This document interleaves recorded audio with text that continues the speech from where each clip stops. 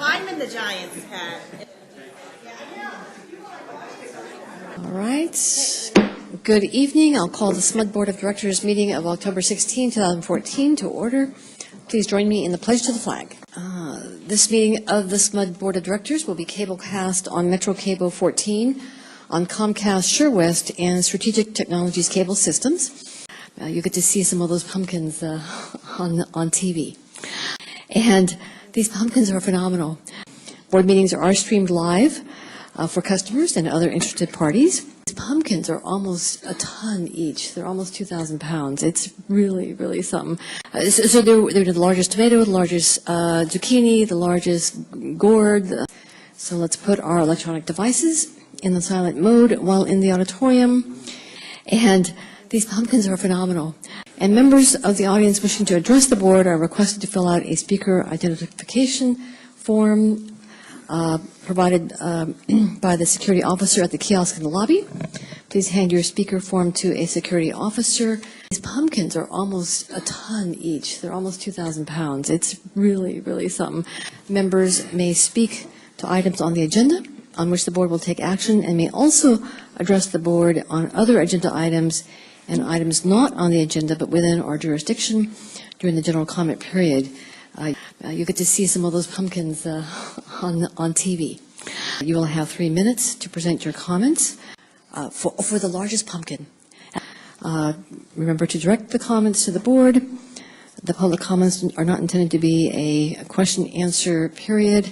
So they're the largest tomato, the largest zucchini, the largest gourd. All right, we will now move on to statements from the public. And at this time, we give our customers an opportunity to speak on items not on the agenda on which the board will take no action, and items not on the agenda but within our jurisdiction. I think the one that I came up actually was for the largest gourd. But I have received 4 cards, and I'll call out your name in the order received.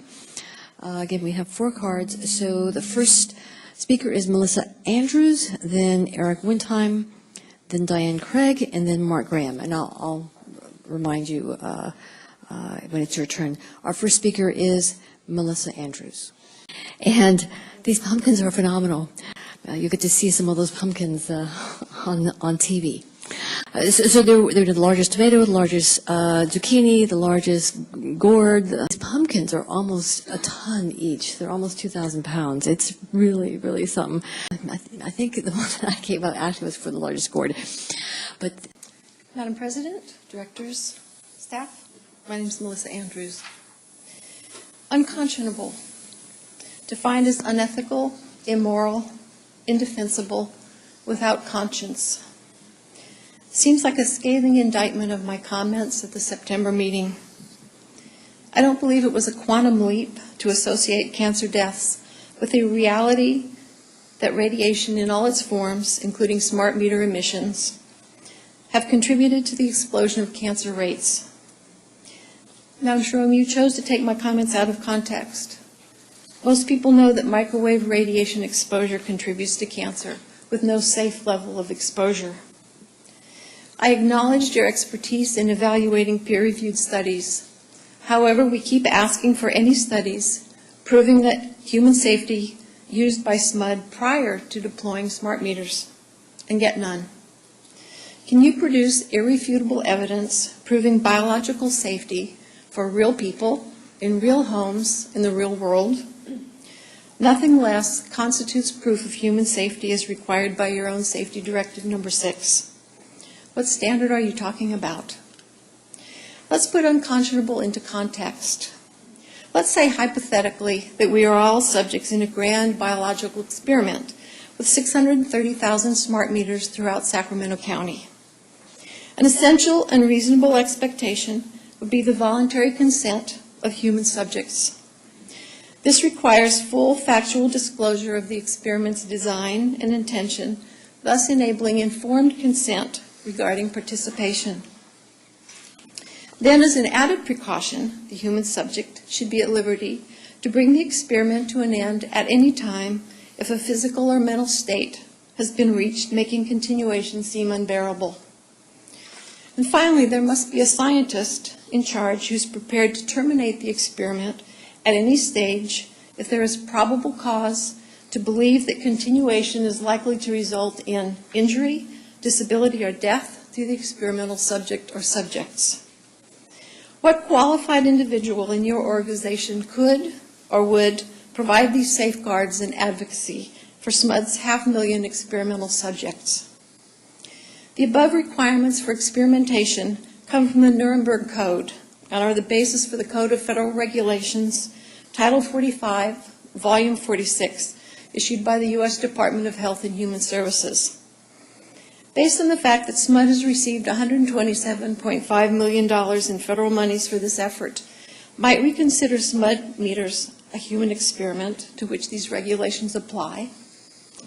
You can call me unconscionable, but do you honestly believe there is insufficient probable cause at this point to end what is in fact a real-world experiment? Thank you, Ms. Andrews. Our next speaker is Eric Windheim.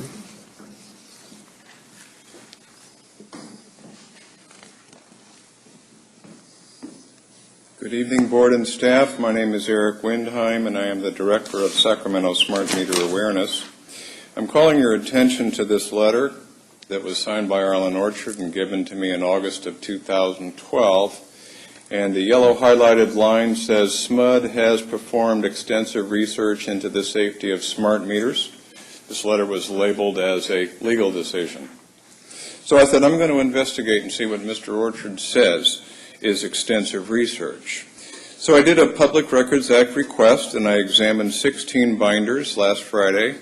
Most of them were labeled as copyrighted, and I couldn't get copies. But I already had them downloaded because they're available freely at all these different websites with no problem at all. So I'm kind of concerned about that.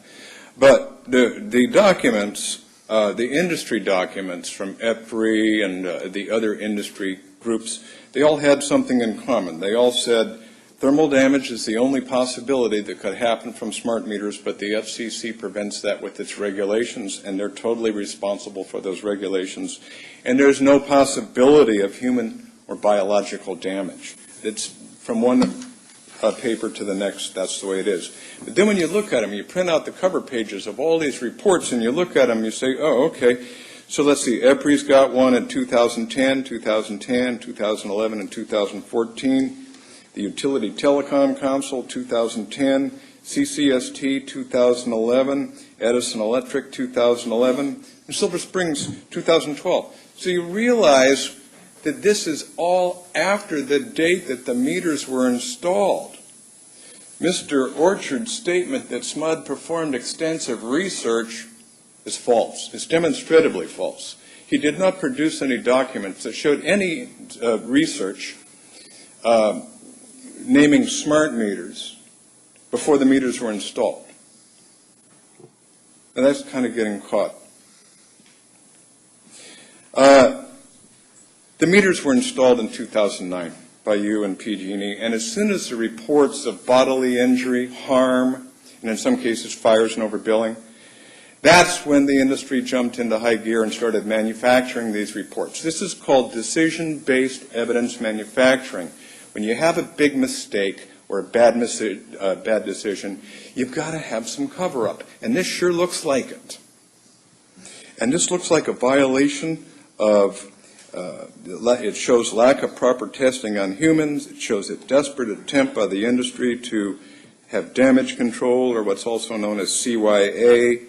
It indicates a violation of oaths of office because you suddenly knew there wasn't any safety test before. Violation of civil codes, God-given and constitutionally protected rights, and most importantly, SMUD Strategic Directive Number 6.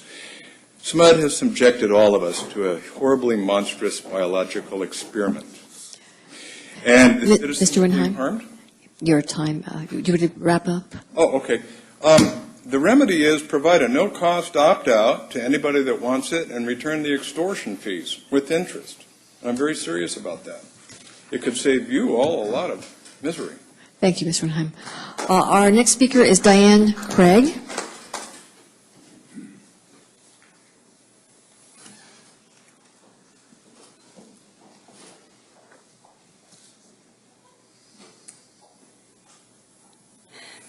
Hello again. I'm Diane Craig, and first things first, there are no bees here, so you can relax. This is my electrical sensitivity recovery outfit, but I'm not contagious, so you can relax. And while you're relaxing, I am going to ask you for two things. I know I look ridiculous in this outfit, and my first request is I would really appreciate your fashion tips, and I thank you. This outfit reflects radio frequency radiation away from me. That's how it works. As I explained to you last time, radio frequency radiation at 3 a.m. one morning 16 months ago triggered something in my brain that manifested as tinnitus, tremors, short-term memory loss, and heat at the back of my head, back of my neck. This barrier outfit prevents that triggering, and the good news for me is that things are starting to come back online in here. But when I don't protect myself from smart meters and other radio frequency radiation transmissions, my former symptoms come back. I get other symptoms too, mainly pain in my temple, pain going down my back. I have only one brain, so I choose to protect it the only way I know how, this way. The price is high, though. I can see enough. I can see people's reactions. Mostly, it's pity, puzzlement, or compassion. From a very few, it's disbelief, scorn, and hostility. The hardest thing I do is to wear this outfit whenever I leave the house to travel through high-frequency radiation trigger zones. Some people go out of their way to give me low EMF environment, and I don't have to wear this outfit with them. Others make it possible for me to volunteer, do work I love doing, even give presentations in situations where I must wear this outfit. And where is SMUD in this picture? It's hard for me in this situation to offer you an olive branch, but that's why I'm here tonight. I'll start by quoting Robert Frost. In his poem, Mending Wall, Frost wrote, "Before I built a wall, I'd ask to know what I was walling in or walling out." You seem to disbelieve the truth I and others are telling you. We have physical effects from radio frequency radiation transmissions, and we need to avoid them. Instead, you seem to believe that a 30-minute average of a single smart meter's transmissions in a laboratory somehow shows that smart meter transmissions in the outside world cannot harm people, and that does not follow. I don't have time to explore all this with you now, so this is my second request. I ask that you direct SMUD Americans with Disabilities Act personnel to conduct an ADA investigation into my circumstances. You, the SMUD Board, you can choose how to mend this wall. Thank you. Thank you, Ms. Craig. All right, our last speaker is Mark Graham.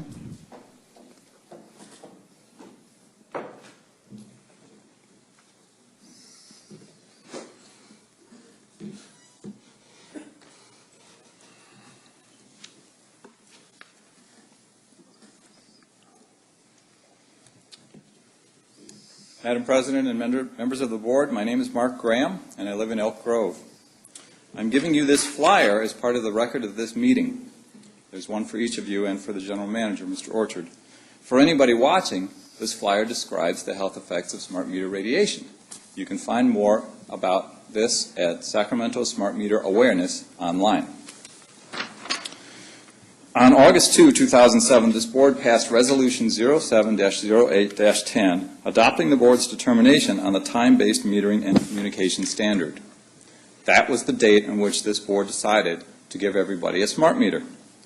It was important that prior to making that decision, that this board had multiple independent, peer-reviewed scientific studies showing that smart meters are safe.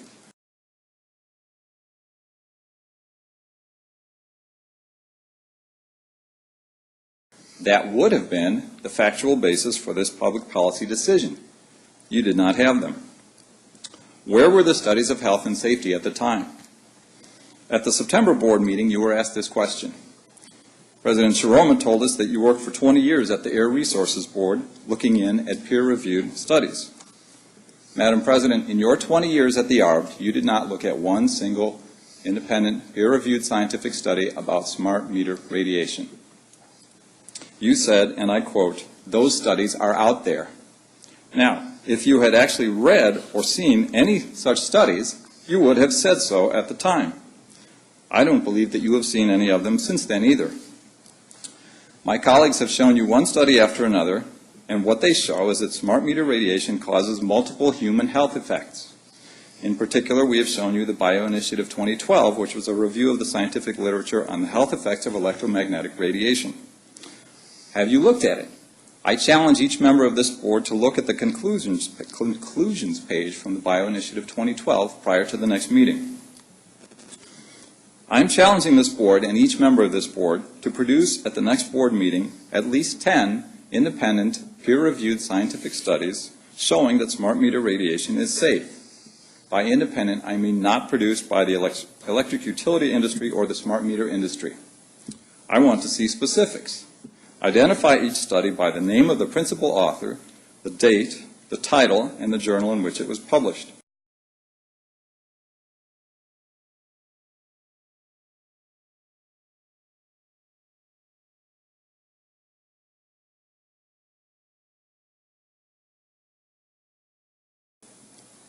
Now, Director Slayton, at the September meeting, you advised that my colleagues and I should contact the FCC about our concerns about smart meter radiation and health. Let me correct your error. This board, and only this board, has the responsibility and the authority to make policy for this district. It is not the FCC's responsibility, and you cannot pass the buck to the FCC. I recommend that each member of this board review the SMUD Act and the Articles of Incorporation of this board, in particular, about the responsibilities of the board. If you are not up to the responsibilities on this board, then the thing for you to do is resign. Thank you. Thank you, Mr. Graham. Yes. Just a quick comment. We have an opt-out policy that this board has adopted, and I think that's an appropriate way for people who feel, for whatever reason, that they wish to not have a smart meter. I reject that argument. The FCC is the appropriate venue. We have lots of equipment that SMUD uses, and the equipment is licensed for use and certified. And if anyone objects to this equipment having issues, then that is the proper venue, and it is not here at the SMUD Board. Okay, all right, thank you. All right, let's go on with the agenda. The next item is the consent calendar, and item number 6 is to approve board member compensation for service rendered at the request of the board for the period of October 1, 2014 through October 15, 2014.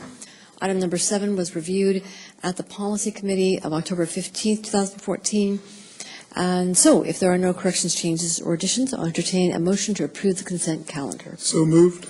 Second. I have a motion from Vice President Carr, a second from Director Posner. Directors, please vote. The consent calendar is approved with Directors Taylor, Bowie Thompson, Posner, Carr, Kurth, Slayton, and President Shiroma voting yes. All right, thank you. Having completed the agenda and seeing no further business, the meeting is adjourned. Thank you.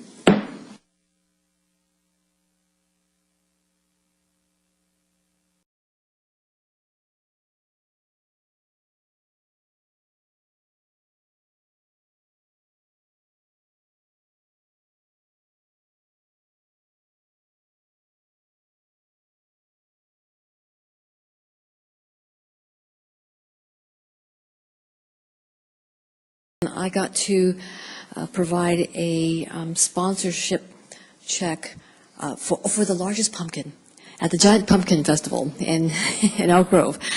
That was on October 4th. And these pumpkins are phenomenal. So they're the largest tomato, the largest zucchini, the largest gourd. I think the one that I came up actually was for the largest gourd. But I filled in for somebody else and got to help present the awards for all these different categories. And these pumpkins are almost a ton each. They're almost 2,000 pounds. It's really, really something. Very, very nice event out there at the Elk Grove Regional Park. You get to see some of those pumpkins on TV.